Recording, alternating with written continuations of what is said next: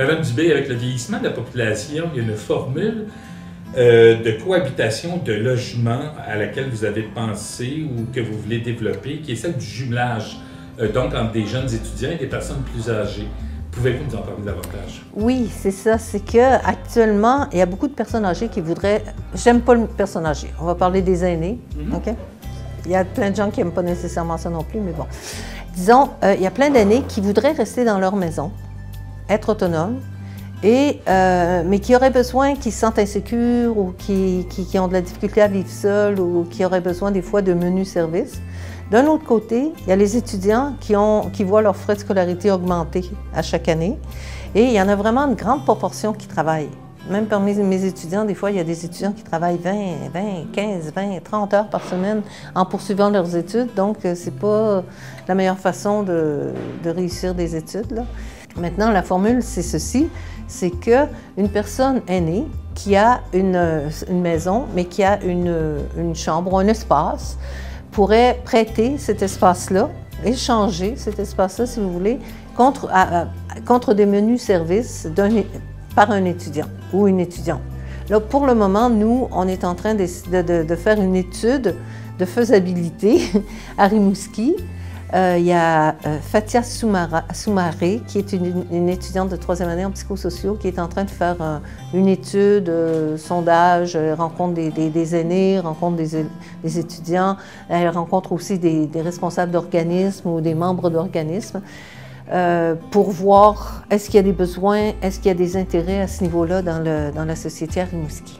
Ça prend absolument ce qu'on pourrait appeler un médiateur ou une personne qui serait responsable de rencontrer les jeunes et les aînés, essayer de voir quels matchs peuvent être faits entre ces deux catégories-là. Par exemple, si, je sais pas moi, André serait le genre de personne à travailler avec Madame Bélanger ou bon.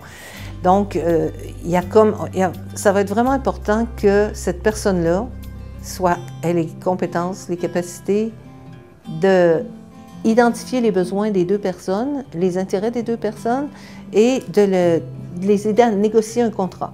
Donc, le contrat, en fait, ça va être des contrats spécifiques à chaque paire de personnes, si vous voulez. Et ensuite, ça va être important qu'il y ait un suivi.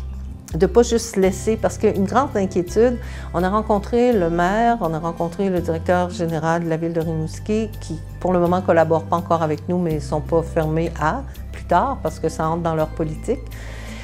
Mais l'inquiétude qu'on entend souvent, c'est de ces personnes-là et de d'autres personnes qu'on a rencontrées, c'est qu'il ne faudrait pas qu'il y ait des abus. Il ne faudrait pas qu'il y ait des abus de la part des jeunes, il ne faudrait pas qu'il y ait des abus de la part des aînés. Donc, le suivi va être important. Que régulièrement, la personne qui est médiatrice ou responsable aille visiter, s'assurer que tout va bien. Est-ce que dans votre milieu actuellement à Rimouski, vous avez fait des essais? Est-ce que vous commencez à appeler des gens? Non, on n'est pas encore là. On est vraiment essayé de voir est-ce que ce milieu-là... parce que ça existe beaucoup en Europe, en France, en particulier dans les villes universitaires où il y a des universités. Et dans ce qu'on a fait comme recherche, ce qu'on a réalisé, c'est qu'il y a plus de demandes du côté des jeunes que du côté des aînés. Il y a plus de jeunes intéressés à participer à un échange comme ça que d'aînés. Et je ne sais pas trop, à Rimouski, je pense que les gens de la génération des aînés actuellement qui pourraient héberger, je ne sais pas c'est quoi leur intérêt.